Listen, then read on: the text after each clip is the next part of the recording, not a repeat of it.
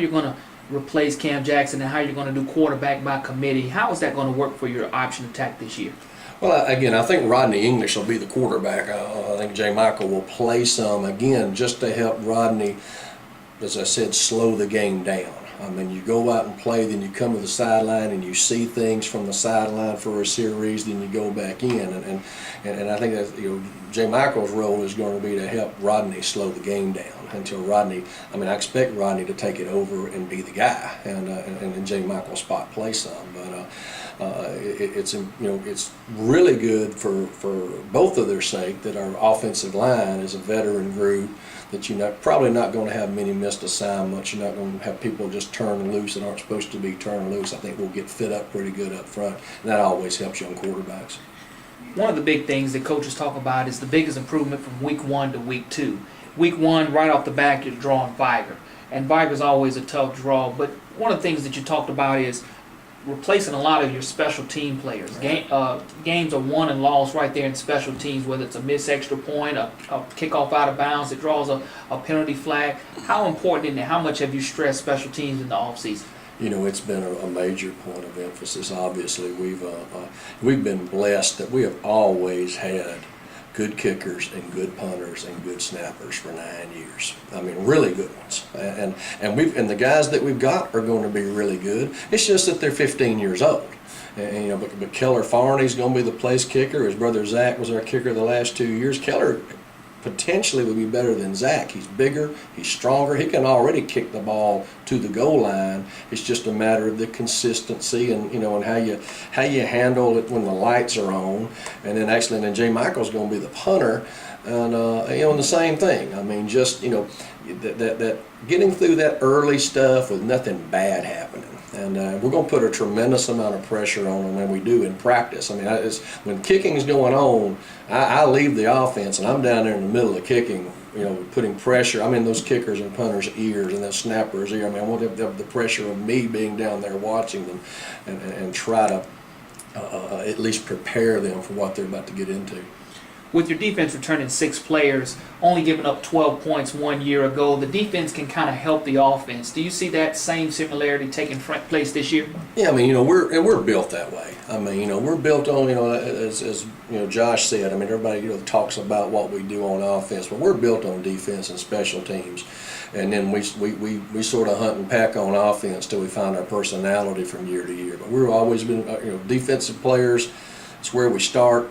And where we build our team, and there's not, we take the center, a quarterback, a running back, and a wide out, and the defense gets everybody else, and then we take whatever's left and build the rest of the team around it. So defense and special teams is where we start, always has been. That's not going to change.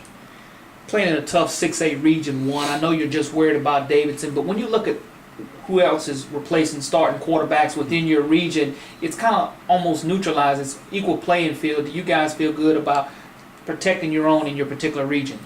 We talk about our front end schedule is, we play Fairhope preseason game, but then we go Viger, we go Baker, we go Murphy, we go McGill, on the front end. And, we said last year going into it that we could be any combination of one loss at the end of those 4 games. There's, all kinds of things could happen. We were, 8 seconds or 3 yards from being undefeated and ranked 3rd in the state last year, and lose on the last play of the game basically. And, it's that close. It really is close. And our region, the gap has closed significantly. Probably the people right now that are struggling the most are Theodore, and they've had a coaching change.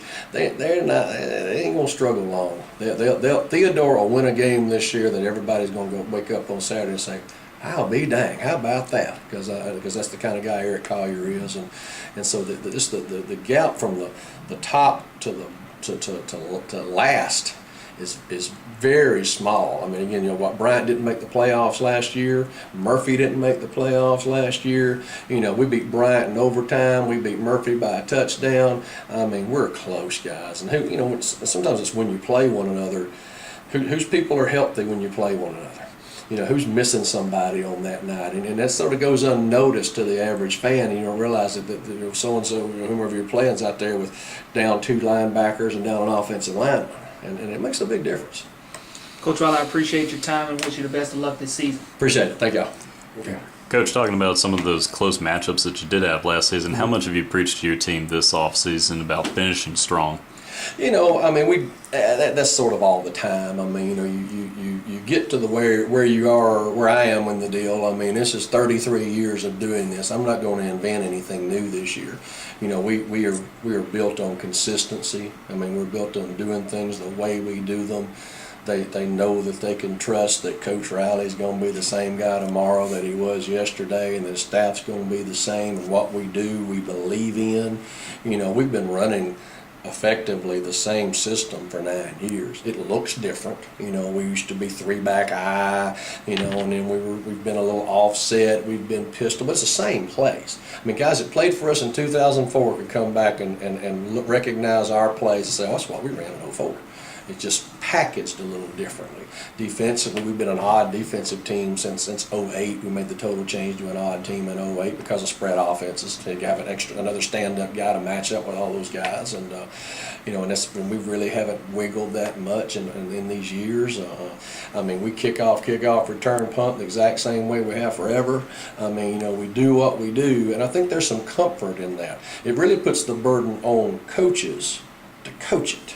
You know, we're not trying to outsmart anybody. We're not trying to be geniuses. We're trying to get them to execute as close to perfect as humanly possible in a game. And I think that comes from being consistent and being excited at practice about doing the same old thing over and over again. That's coaching. I mean, it ain't no genius call. It's finding a way to motivate people and be excited on Tuesday about going out and doing the same thing you've been doing on Tuesday for 10 years. And everybody knows what's coming. Can you still find a way to get something out of it and not go through the motions? And that's coaching. I know you're all about using football as a vehicle to teach players lessons to carry off the field. What's the lesson that you're trying to incorporate this summer? You know, and again, that message hasn't changed either. And you know, our message to when we meet with the parents and we meet with the kids at the beginning of any season, we remind them that first and foremost, we are trying to raise good young men, or help them raise good young men who are going to be, you know, good husbands and good fathers, and give them the tools necessary to help them reach those goals. And if you're using football for any other vehicle than that, in interscholastic sports, you're using it for the wrong reasons. I mean, if you're using it to get in the Coaches Hall of Fame or improve your record, or all that, you need to go to the other level. And that's what that level's about. And you know, you get paid to win.